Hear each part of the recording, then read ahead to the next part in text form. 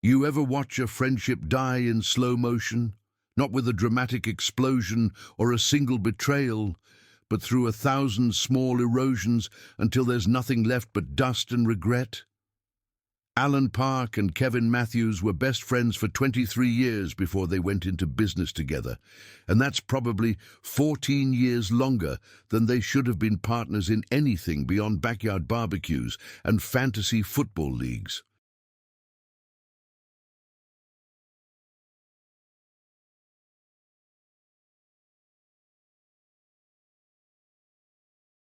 They'd survived high school, college roommate disputes, each other's terrible dating choices, and even stood as best men at each other's weddings. But throw money and ambition into the mix, add a dash of ego and desperation, and watch how quickly trust crumbles. Their story isn't about one person being evil or calculating. It's about how good people with the best intentions can systematically destroy what they claim to value most.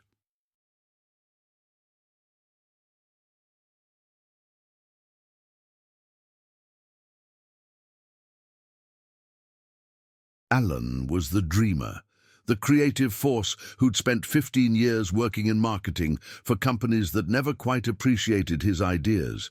He'd pitch brilliant campaigns that got watered down by committees, watch other people take credit for his concepts, come home frustrated to his wife Michelle and their 2 kids. He had notebooks full of ideas, strategies, visions for how marketing could be done differently if someone would just let him run the show.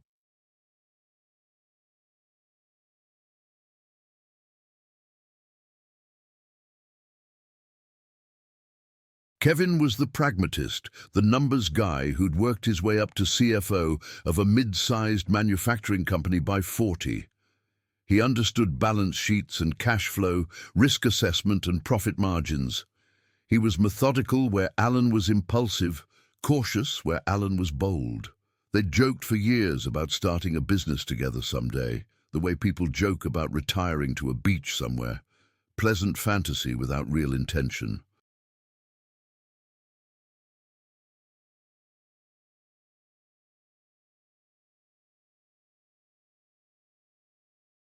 Then Kevin's company was bought out by a larger corporation in 2019.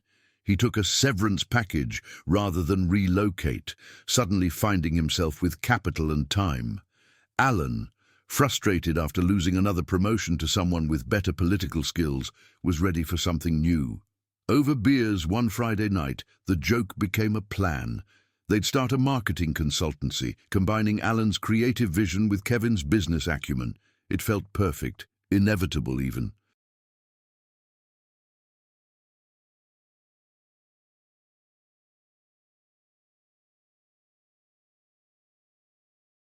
They formed Park and Matthews Creative in January 2020, each putting in $50,000 of seed money. Kevin quit his job search. Alan gave notice at his company. Their wives were supportive, if slightly nervous. Michelle worried about losing Alan's stable income, with 2 kids in middle school. Kevin's wife, Diane, worried about him risking his severance after 20 years of steady employment.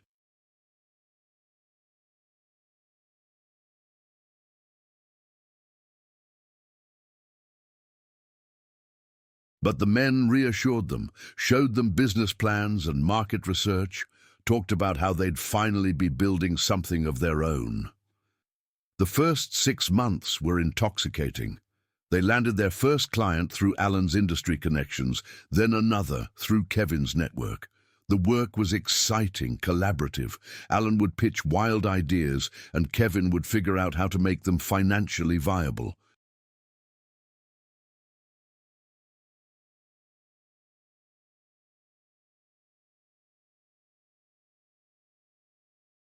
They worked from Kevin's home office, kept overhead low, split everything 50-50. They were building something, and the friendship that had sustained them through decades felt stronger for being tested in partnership. The cracks started showing around month 8. They needed to hire employees to handle the workload, which meant getting an actual office space, which meant significantly higher overhead. Kevin wanted to move slowly, hire one person and prove the demand before expanding.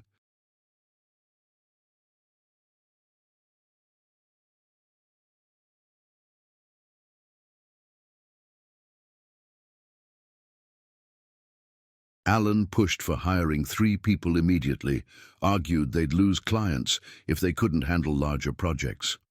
They compromised on 2 hires, but the disagreement left residue. The hiring process revealed philosophical differences they'd never had to confront as friends. Alan wanted to hire young, hungry creatives who'd bring fresh ideas. Kevin wanted experienced professionals who could hit the ground running without much training.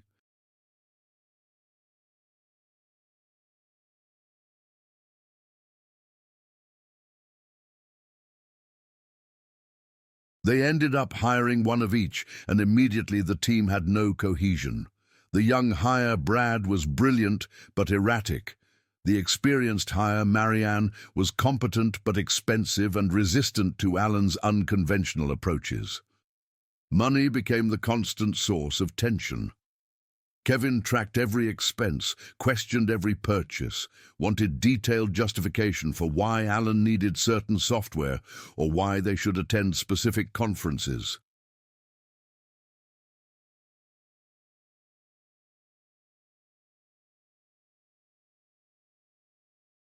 Alan felt micromanaged, accused Kevin of being penny-wise and pound-foolish, of not understanding that you have to spend money to make money in the creative field. Each budget meeting became a battlefield. Alan started making purchases without consulting Kevin, arguing that 50-50 ownership meant he didn't need permission for every decision. He bought a new laptop, subscribed to premium design software, took a client to an expensive dinner.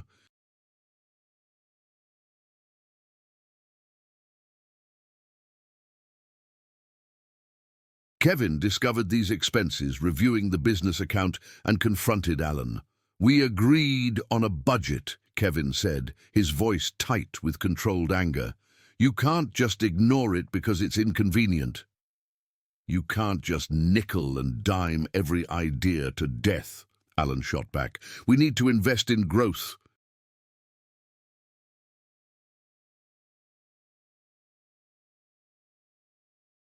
"You're treating this like we're managing decline instead of building something." The argument ended with both men walking away angry. The first time in their friendship, they'd parted without resolution. Kevin started keeping separate spreadsheets, documenting every instance where Alan exceeded budget or made unilateral decisions. He didn't tell Alan about the documentation, told himself it was just good business practice, protecting his investment.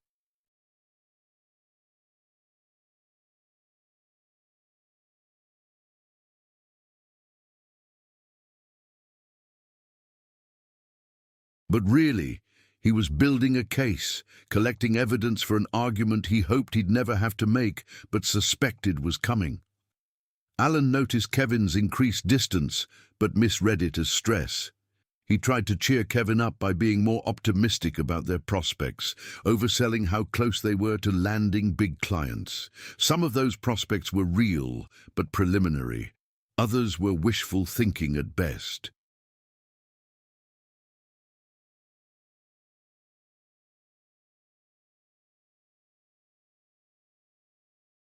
Kevin, taking Alan at his word, made financial projections based on revenue that never materialized. When clients didn't sign, Kevin felt lied to. Alan felt unfairly blamed for circumstances beyond his control. Their wives noticed the change. Michelle mentioned to Alan that he seemed angry all the time, that he ranted about Kevin's bean counter mentality during dinners.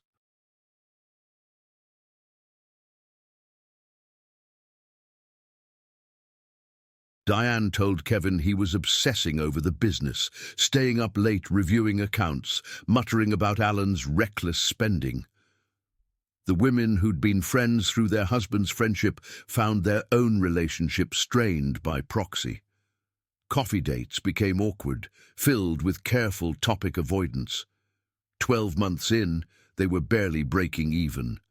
Both men had burned through savings covering business expenses and their families' living costs. The pressure was mounting.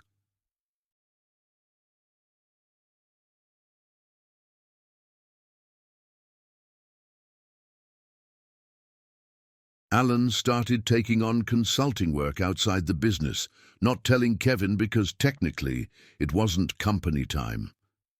Kevin discovered it when a client called asking why Alan wasn't available for a meeting. He was working another job. The betrayal Kevin felt was visceral. They were partners. Alan's time and energy belonged to their business, not moonlighting gigs. "You're stealing from the company," Kevin said when he confronted Alan.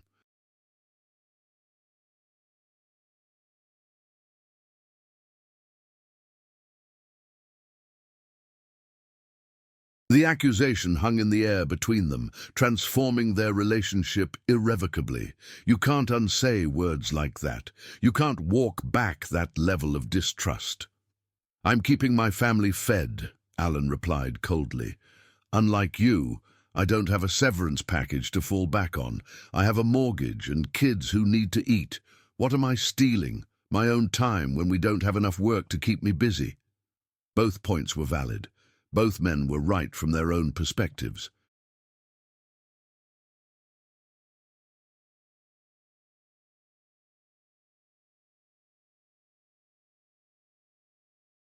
And that's what made the conflict unsolvable. The company landed a major client in month 14, the kind of contract they'd dreamed about when starting the business. It should have been their salvation, proof that their model worked. Instead, it became the final wedge. The client loved Alan's creative pitch but insisted on Kevin being removed from client interactions, finding him too negative and risk-averse. Kevin was furious, felt like Alan had poisoned the client against him.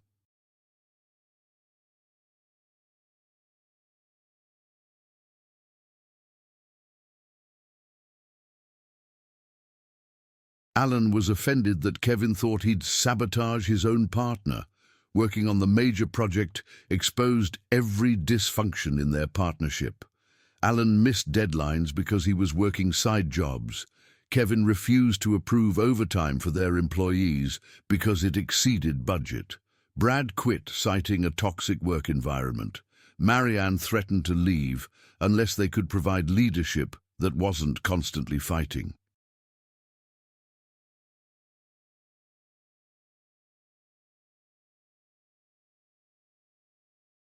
The client started asking questions about stability, whether Park and Matthews could actually deliver. They lost the client 2 months into the contract. The client cited internal organizational issues and paid a kill fee to terminate early. It was professionally devastating and financially catastrophic. They'd already incurred significant expenses expecting the revenue. Now they were deeply in debt with no major client to show for it. Kevin blamed Alan's lack of follow-through.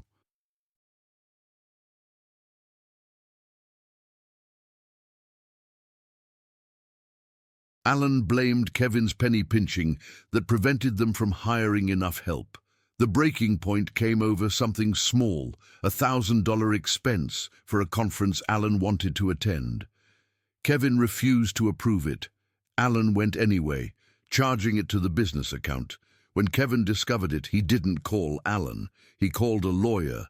23 years of friendship, and Kevin's response to a $1,000 dispute was legal consultation.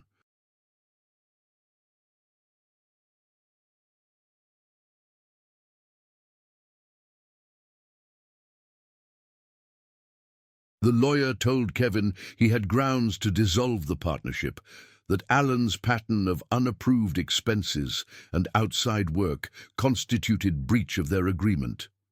Kevin filed paperwork without telling Alan, had him served at the office. Alan opened the legal documents in front of Marianne, their last remaining employee, the humiliation complete. His best friend was suing him instead of having a conversation. Alan hired his own lawyer.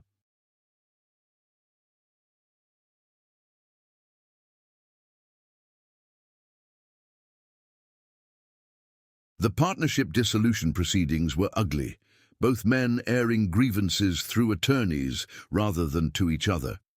Kevin wanted Alan to buy out his share at a premium, claiming Alan's mismanagement had devalued the business.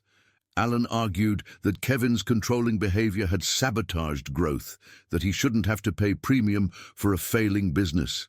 They fought over client lists, intellectual property, even the office furniture they'd bought together.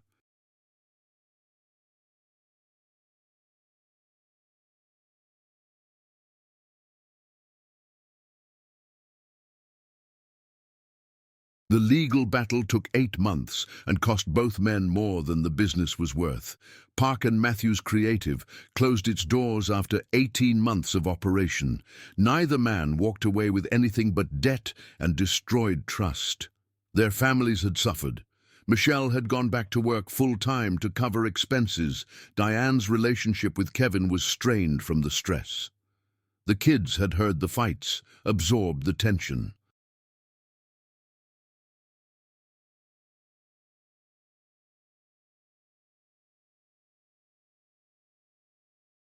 Michelle and Diane tried to mediate, suggested the men sit down without lawyers, and remember they'd been friends long before they were partners.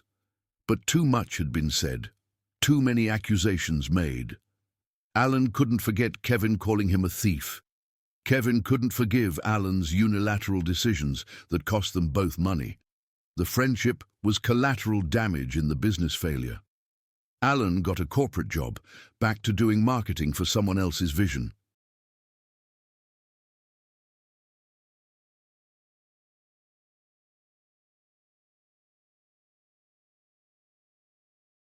He was good at it, and the stability was welcome after the chaos of entrepreneurship, but he'd lost something more than the business.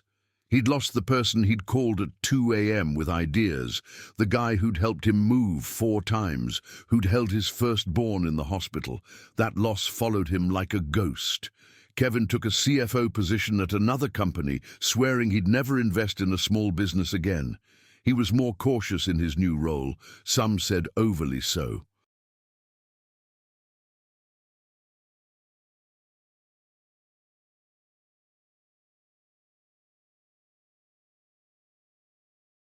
He questioned every expense, saw risk in every proposal. His experience with Alan had fundamentally changed how he viewed trust in professional settings. He kept friendships and business completely separate, never mixing the two again. Their mutual friends found themselves in an awkward position. Inviting one meant excluding the other.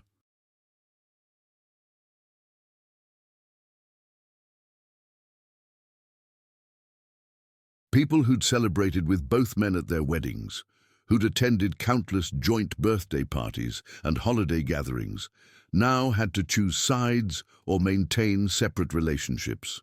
Most chose the easier path of slow fade, letting both friendships dissolve rather than navigating the minefield of the fallen partnership. Alan ran into Kevin at a grocery store 3 years later. They saw each other from opposite ends of an aisle, both frozen in that awful moment of recognition.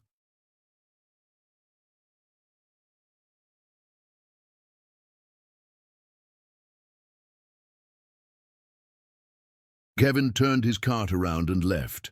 Alan stood there holding a box of cereal, feeling the full weight of what they'd lost.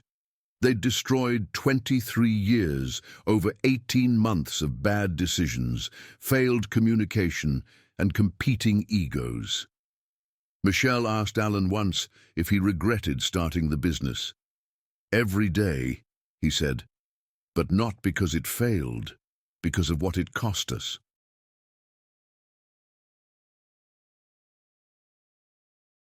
We couldn't separate the friendship from the partnership, couldn't fight about business without it feeling personal, and once it became personal, there was no way back. Kevin told Diane something similar. "I should have known better," he said. "All those years in business, I knew that money changes relationships. I just thought we were the exception."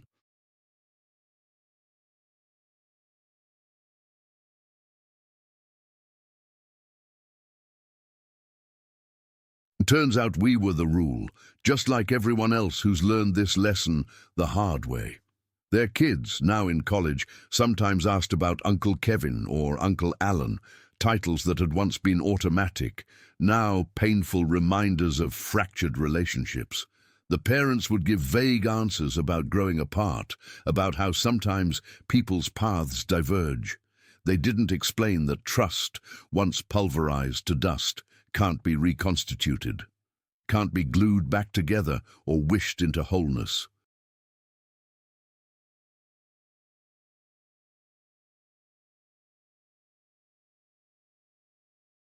The business failure taught them both lessons they'd probably have been better off not learning.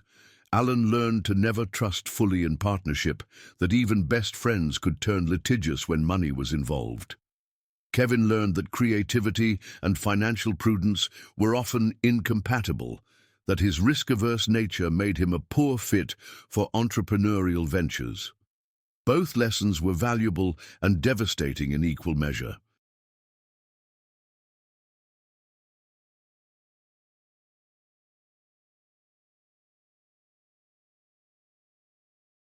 Years later, Alan started a side business on his own, small-scale consulting that he ran from home with no partners, no investors, no one to answer to. It was modest but profitable, and the only person he could blame or disappoint was himself. The lack of partnership felt safer, even as it felt lonelier. He'd learned that doing it alone was less risky than trusting someone else with your livelihood and your dreams.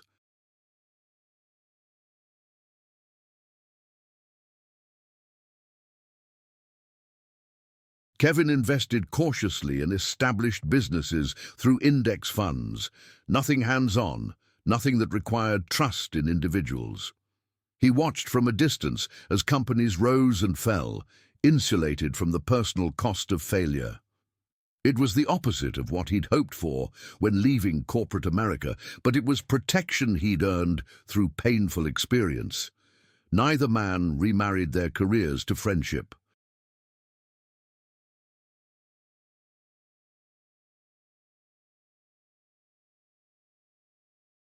They had colleagues, professional networks, cordial relationships with boundaries clearly marked, but the kind of all-in partnership they'd once imagined, where business and personal were beautifully intertwined.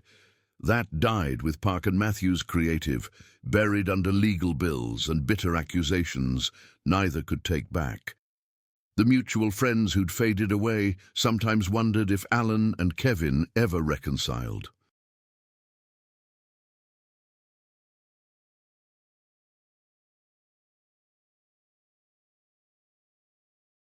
At milestone birthdays and life events, someone would inevitably say, "Remember when they were inseparable?"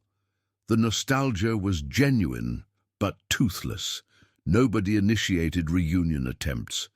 Everyone understood that some broken things stay broken, that trust turned to dust doesn't reconstitute into anything solid. The irony wasn't lost on either man that they'd destroyed something precious, trying to build something valuable.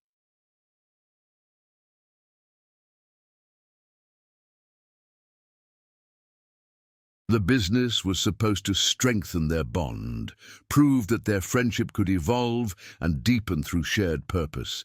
Instead, it revealed every incompatibility they'd successfully ignored for 2 decades, exposed every philosophical difference that didn't matter in friendship but became critical in partnership.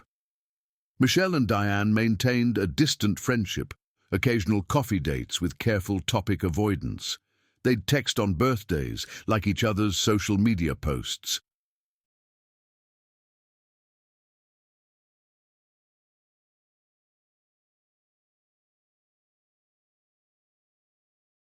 But they'd been friends because their husbands were friends, and without that foundation, their own connection couldn't sustain itself. They were living proof that some relationships are ecosystems. Remove one element, and the whole system collapses. Alan's son asked him once, during a college visit home, why he and Kevin weren't friends anymore. Alan thought about giving a simple answer, something about growing apart or disagreeing about business. But his son was 20, old enough for truth.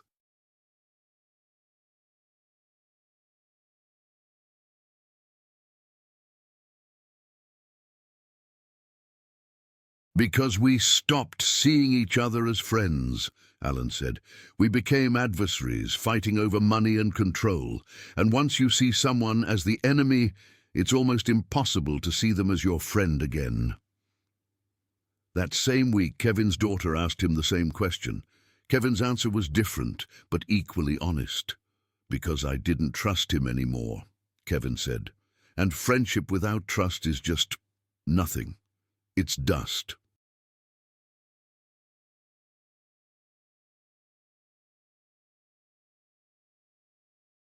You can't build on dust. His daughter nodded, understanding in a way that came from her own experiences with broken friendships, with trust betrayed, and relationships ended. The lesson that Alan and Kevin learned, the one they'd probably tell others if asked, is this: friendship and business partnership require different skills, different temperaments, different kinds of trust. What works beautifully in social settings can fail catastrophically in professional ones.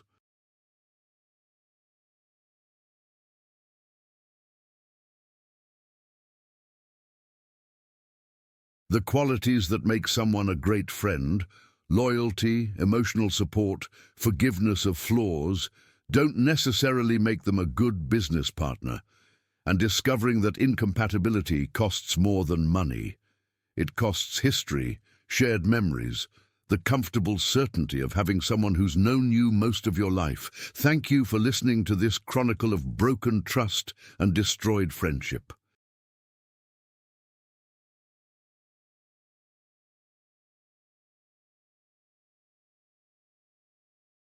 Alan and Kevin's story isn't unique.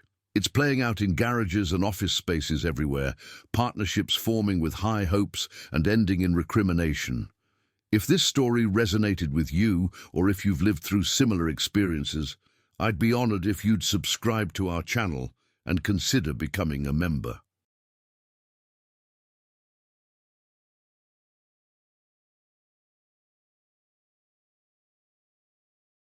Your support allows me to continue sharing these complex human stories about the moments we wish we could undo, the relationships we couldn't save, the lessons we learned too late.